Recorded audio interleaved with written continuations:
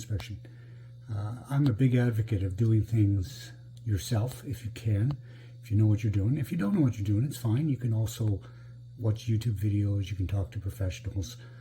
I personally surround myself with professionals all the time, and people that are smarter than me. There's just no question about it. In their respective fields, I'm more of a generalist. I know a little bit about a lot of things, you know, as a home inspector. So just recently, I have a project underway, and I've made a change in the project. It's just going to be too costly to do it, so we're going to change it. And that's a choice you have to make. You could do it on the cheap, but it just doesn't pay, you know, in the long run. And I want to show you an example of that today.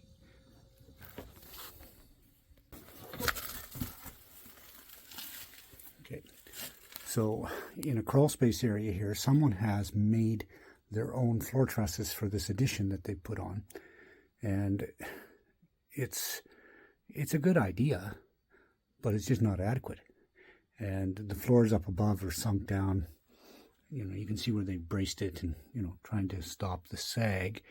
But the truth of the matter is they built these, but then they never put any gussets on there.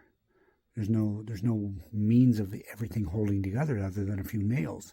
So it's probably stronger than just putting a couple of 2x4s together, but it's certainly not adequate overall.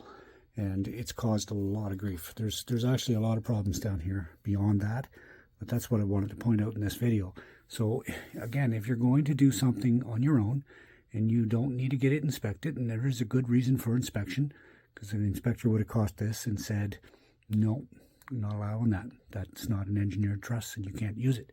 And you're going to have trouble down the road if you do. And he would have saved these people a lot of grief, because now that my inspection's going through, the sellers and the buyers are going to have to talk about this, and it's got to come to some sort of an agreement. And you know, I don't get involved in that end of it, but I point out the issues, and then people have to deal with them. Doing it right the first time is the way to go. So I strongly recommend that if you're doing something, get lots of opinions and decide if it's a good idea or not. Do it the best way you can, and if you can't figure it out, then hire people that know what they're doing.